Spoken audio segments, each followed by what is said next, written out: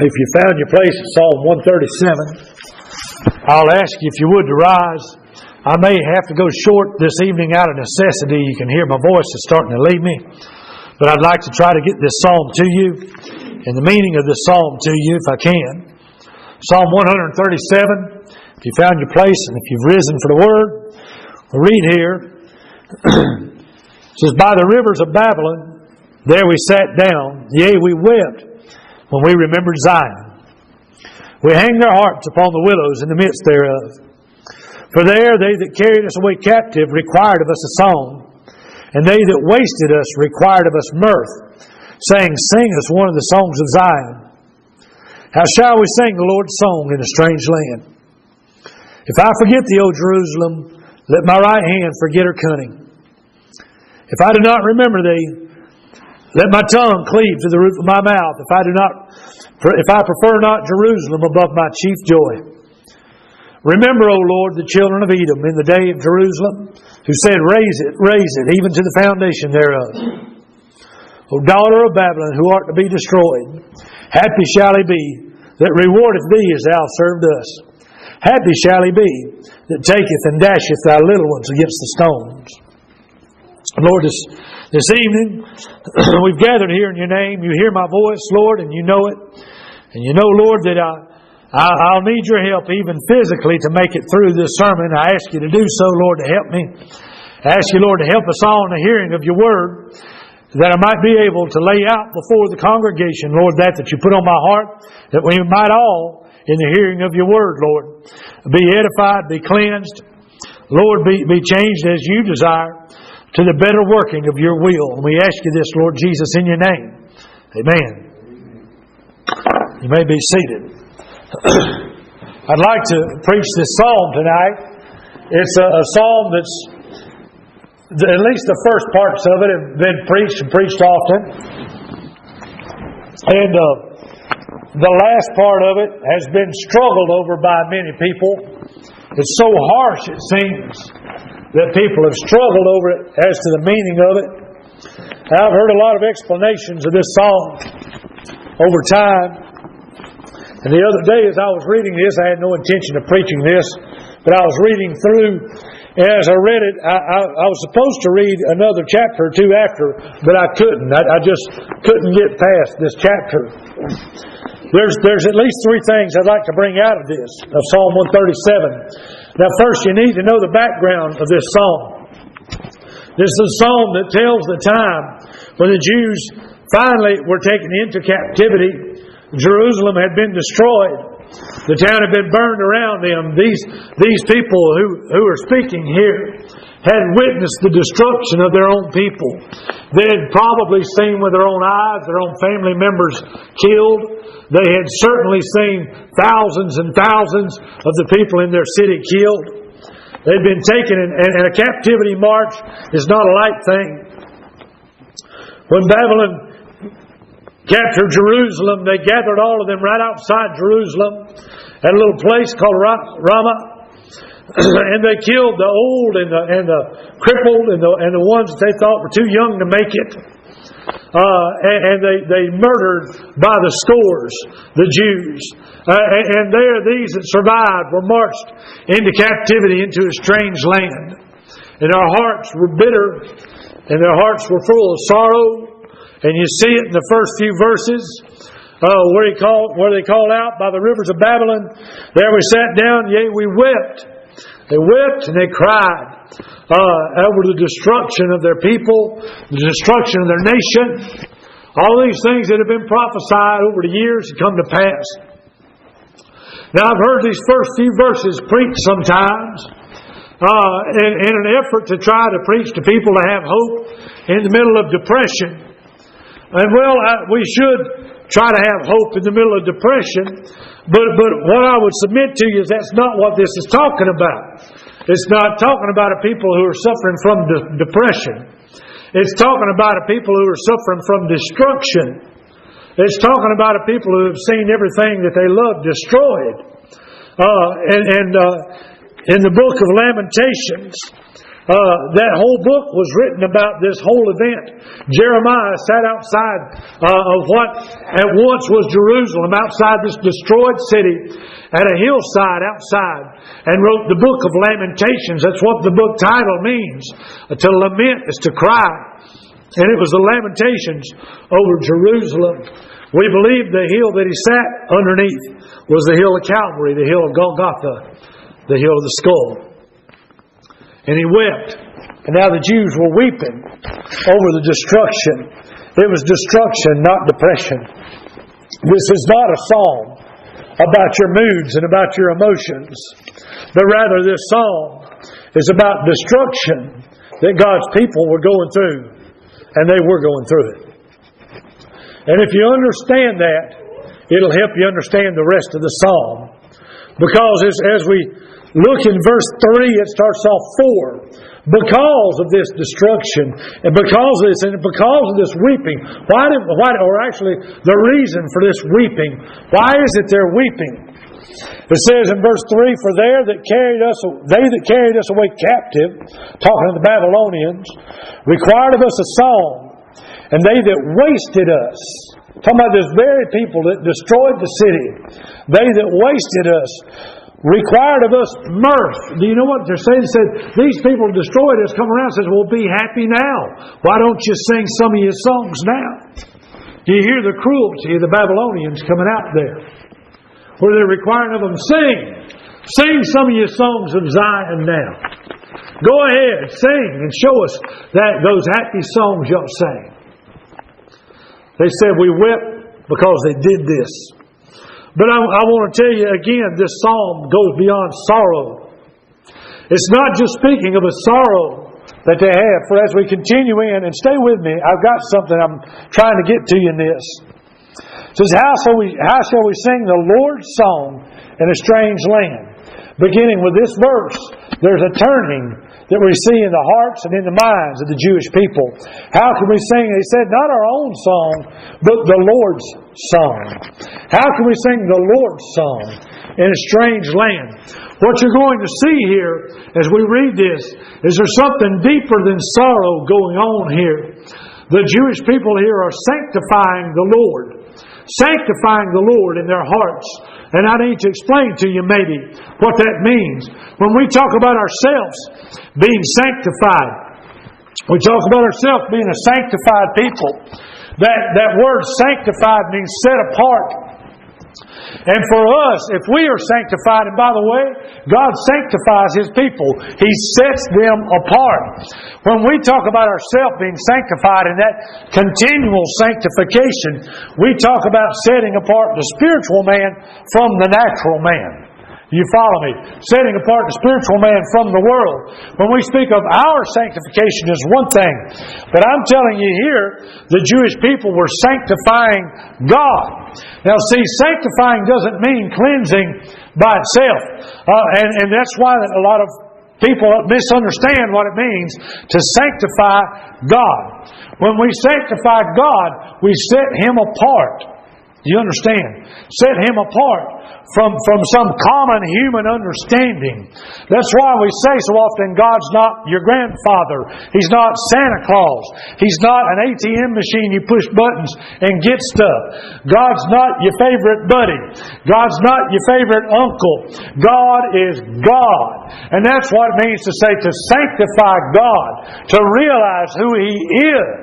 To understand that God is right no matter what is wrong. To understand that God is God and always will be God. And He's high and He's holy. And all things done by God are right no matter how much we don't understand Him. To refuse to limit God to our understanding. To refuse to say that God could ever be wrong despite what comes to us. That's what they're doing. They're sanctifying God. They didn't turn and curse God and say, well, God didn't help us, so God's nothing to us. But no, they said, how can we sing the Lord's song in a strange land? And if you look at what comes out of their mouth next, you see them sanctifying God. You see them honoring God. You see them, no matter what's coming upon them, they're turning here rather than being ground into defeat. You see them rising up as they sanctify God. They say, if I forget thee, O Jerusalem, O Jerusalem. They remember that promised city. You know that Jerusalem, by the way, is often paralleled with the church. They had it and it was destroyed. But now, they say, if I forget thee, O Jerusalem, if I forget thee, let my right hand forget her cunning. If you're left-handed, it would be your left hand. They're saying, let me forget even how to do the things I can do. Let my tongue cleave to my mouth if I forget you, Jerusalem. They're saying, I'm not going to forget. I'm not going to forget the things of the Lord. I'm not going to forget the house of God. Even if I'm destroyed, even if I can't be there right now, and they couldn't be there now. They couldn't be. They say, go ahead, sing. Go ahead, mock. Go ahead in our destruction and make fun of us, but I will not forget God. And I will not dishonor my God. That's why we hanged our harps on the willows. We're not going to sing and dance and make a mockery of God for this crowd that destroys us. That's what they said. See, this goes beyond sorrow. This isn't just a psalm about depression and sorrow. It's a psalm about a people who were destroyed and refused to give up on God. Sanctified God. Now, isn't this something? All this time, for years and years, the prophets had come and tried to get them to sanctify God in their hearts. Tried to get them to honor God. And they would not do it. But now in their destruction, they found out how to sanctify God. Now in their destruction, they found out how to honor God. Now they realized what was important. And now, in their destruction, they honored and worshiped God. You see what's going on after this? In these last verses, that sound like revenge. That's not revenge either. But it says, remember, O Lord, the children of Edom in the day of Jerusalem, who said, raise it, even to the foundation thereof. They remember before the Lord. Remember, Lord, the ones who destroyed us. Edom came in. Edom wasn't even in the battle. They were the neighboring country. And they laughed. In one place it said they cut them off at the crossways. Wouldn't let them escape. Oh no, turned them right back to the enemy. And rejoiced that Jerusalem was burned. Now you know, Esau or Edom speaks of the flesh. And the flesh rejoices at the destruction of the things of God. It said, remember it, Lord. Remember this evil. Remember this evil that Edom's done to us. And then they say, oh, daughter of Babylon. And Babylon, just like Egypt, just like the Philistines, speaks to the world. They say, oh, daughter of Babylon, who art to be destroyed. Do you know what they're saying there? They're saying, I believe God. They're saying God prophesied it. They didn't believe what God prophesied on them, but now they believe. Now they believe. O daughter of Babylon, who art to be destroyed, happy shall he be that rewardeth thee as thou hast served us. And now I want to get to the most difficult verse in the whole thing. Happy shall he be that taketh and dasheth thy little ones against the stones. That's hard. That's hard. Because it's so hard, there have been those who have tried to reinterpret that some other way. There ain't no other way to interpret it. The conquering nations at the time were cruel. They still are. Real war is cruel. The nations would come in, and what they would do to the men and women was horrible and beyond description. But they would take the babies, sometimes by the heels, and sling and dash the head of the babies against the walls of the cities to kill them in front of the parents, in front of the people. And that had been done to Israel. That had been done to Judah. Their little ones destroyed in front of their eyes. They said, happy shall it be, Babylon. It does you that way. Now I told you that they were dealing with destruction and that they had learned to sanctify God. Let me tell you, this last part here is not just about revenge. That's not what they had. It's about a renewal of their understanding of God. And in the Old Testament, where we're looking, all the enemies were natural. In the New Testament, they're all spiritual. In the Old Testament, they always fought physical battles. In the New Testament, it's spiritual battles. I'm trying to get something for you to use. I'm trying to get something to you for your daily life. When you look at destruction, what they learned was to hate evil. And all their learning, they finally learned something they should have learned many years before. Generations before. They finally learned to hate evil. Why did they learn to hate evil? Because Edom came up and cut them off in the crossways. Because Edom came up and laughed in the day of their destruction. Because Edom came up and said, raise it to the ground. They finally learned the evil of Edom. You know, they happened before. Jehoshaphat went out and had a league with Edom and other nations out fighting. Edom had fought with them a couple of times. It's much like the church. Seems to be at ease with the flesh. But if we understood just how much the flesh was against us, we would learn to hate the ways of the flesh. Do you follow me? They didn't learn it until destruction came upon them. If they had only realized how evil and how cruel Babylon was going to be to them. You know, I don't think that Hezekiah would have sent gifts to the people of Babylon, the ambassadors of Babylon. If we only understood how much this world wants to destroy the church, it wouldn't be so hard to hate the ways of the world. It says in the book of Proverbs, ye who love God, hate evil. Hate evil. What it's talking about when it says, happy shall he be that dashes out children against the stones. It says, I hate your evil. It'll be a happy day when you're destroyed, Babylon. And for us, we should hate evil. I'm not talking about hating people. I'm talking about hating evil. Realizing how much it hates you and hates your God. It should be that we don't wait until we're destroyed. There is a day of judgment coming. It says in Peter that judgment must begin at the house of God. And I believe that there's a day when that'll happen in fulfillment. I believe that this church will have the whole world against it. Much stronger than it is now.